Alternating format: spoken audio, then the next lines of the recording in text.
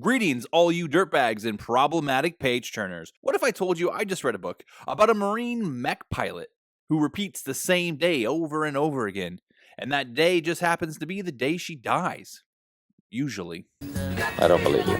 You might be saying to yourself, surely I'm not suggesting that this story has a female protagonist in an action role who isn't a Mary Sue surrounded by incompetent men. I know, in this day and age of cookie cutter girl bosses, I expect you to believe that there's a badass chick leading the show without needing all the men around her to be 2 IQ points short of needing to wear a diaper, while she is just great at everything and is barely inconvenienced by the plot. Yes. That's exactly what I'm saying. Make sure to thank Jennifer Lawrence for blazing the trail. Books like this would not be possible without her bravery and talent. Today, we're diving into Bad Dog by Ashley R. Pollard, a military sci-fi banger that'll hook fans who like mecha and messing with the space-time continuum. Before we start, smash the like button, hit subscribe, and ring the bell so you don't miss a single vid. Check the description for my Amazon affiliate link to grab Bad Dog and support the channel. Okay. Do it. Do it. Grab your power armor and let's get into it. Fun begins. Bad Dog, the first book in the Gatewalkers trilogy, is a self-contained mill sci-fi epic set in 2071. Think Edge of Tomorrow meets Stargate, or a kick-ass sci-fi Groundhog's Day. Do you ever have deja vu, Mrs. Lancaster? I don't think so, but I could check with the kitchen. Our hero is a spicy redhead with a flat butt. Sergeant Laura Tachikoma is a Marine squad leader commanding elite soldiers in dogs, high-tech mech suits that turn grunt runts into walking tanks. When her team's sent to Afghanistan to investigate a magnetic anomaly and to perform a search and rescue for a missing army team, they're hit with a reality-bending phenomenon that traps Tachikoma in a brutal time loop. It's her versus an endless cycle of death, and she's gotta outsmart it without losing her mind. Pollard crafts a gritty, character-driven story with squad banter, tactical chaos, and just enough world building to keep you hooked without drowning in expo dumps. It's got themes of free will, loyalty, leadership, and the cost of war. Bad Dog is a mill sci-fi story through and through. Fans of the genre will love it because Pollard is one of them. Go figure. When the person writing the content doesn't have an axe to grind, something unique and awesome is created. If the US comic industry or Hollywood or Western gaming studios could write like this, we'd be drowning in great content right now. Instead, we get a Snow White movie with Snow Latine and the 7 CGI demons. A Japanese Assassin's Creed game with a pansexual African samurai.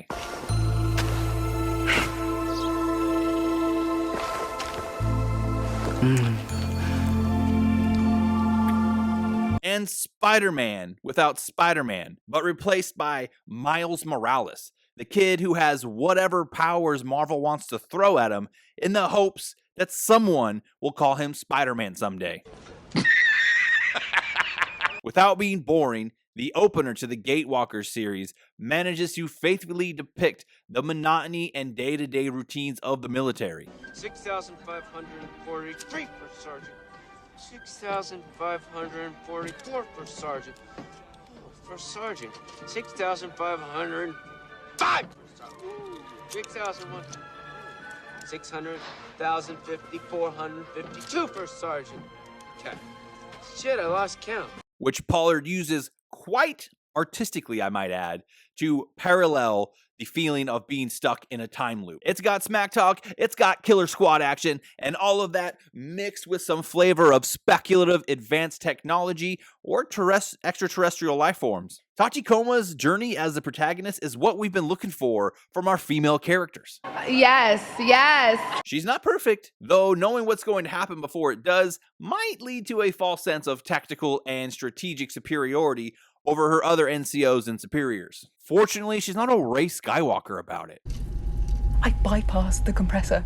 She understands she needs to walk a careful line, because in the event she succeeds and makes it to tomorrow, she doesn't want to set a precedent she can't live up to going forward. She's logical, gritty, but not invulnerable, and that makes her the kind of character readers want to root for and love to see win. Yes, yes. The mix of Tachikoma's first-person POV and short third-person chapters for the secondary characters keeps things moving fast and gives a 360-degree view of the whole conflict. The book's secondary characters carry a lot of the weight in building the hurdle that Tachikoma has to overcome. If she ever wants to make it to Friday, that is. One of the better characters, if not my favorite character, is Shangwei, I don't know. Do you understand the words that are coming out from my mouth? His name is Louis, something like that. And he's the OIC of a company of Chinese mechs operating under the radar in Afghanistan in order to thwart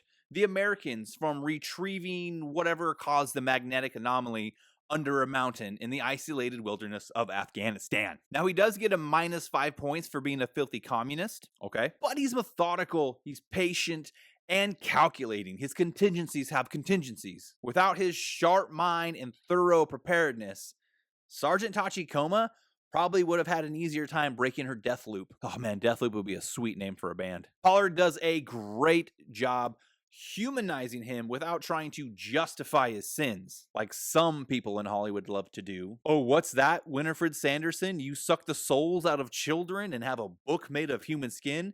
But only because you were subjected to the patriarchy. Louis, however you say his name, is a loyal patriot who follows the orders he's given, but he cares for his men. And he does not believe that their lives have been spent wisely in this mission that their government has ordered them to carry out. There's a conflict between his loyalty to his duty and his resentment for the lack of value his government has put on his and his men's lives. The whole cast are well written, with some getting more page time than others, but they all work together to give us, the starving public, a dynamic and encompassing view of the events of this one repeating day, which in and of itself could be considered another character, which Pollard uses to show us what effects Tachikoma's changes to her routine have on the events that follow for that day. Fantastic use of characters. Some folks whose opinions on books I greatly respect, like Blanley Pardoe and Burn Enough, another booktuber, say the pacing drags a bit in the middle. I read this in 50-page bursts per week for a book club, and that might be why I didn't notice that drag in pacing. That does not mean they're wrong. There could absolutely be an issue with the pacing in the middle of this book. I just didn't notice it reading it the way I did. That being said, the prose is tight and punchy. You'll be done with this thing before Rachel Zegler's next Instagram rant. The lore and the world building are a solid backdrop, and Pollard maps it out without wasting time with long-winded expo dumps. 俺もこれほど強くなれたら、埼玉先生、俺には倒さなければならない宿敵がいるんです。これは俺一人の戦いじゃない。俺の故郷や癖の博士の思いも背負っているんです。自分が未熟なのは分かっている。しかし今は何としても巨悪を粉砕する強大な力が必要なのです。癖の博士は俺に。バカ野郎！20時以内で完結にまとめやがれ！ The Chinese and warlords of Afghanistan feel familiar to our world, with just enough details to show us this is indeed an alternate Earth. And not just because it's in the near future with mechs. The Americans, Chinese, and Afghans all have their interests, and how those blend or butt together is sure to please readers who are fans of geopolitical maneuvering and irony. However, if you wanted expansive lore that's front and center, this ain't it. The action punches and it gets its point across without wasting words. It's chaos interspersed with the quiet dread of the waiting before and after combat. The dogs are gnarly, the guns are sweet, and the carnage is wholesale. But if you're craving alien shootouts, you won't get much here. Bad Dog is a mech-fueled, time-bending thrill ride that sets up the Gatewalkers trilogy without leaving you hanging. If you love tight military sci-fi with sharp characters and a dash of humor, this one's for you. Grab it via the link in the description and let me know in the comments what you thought of the video or the book if you've read it. Please remember to like and subscribe. Thanks for watching, and until next time, stay problematic.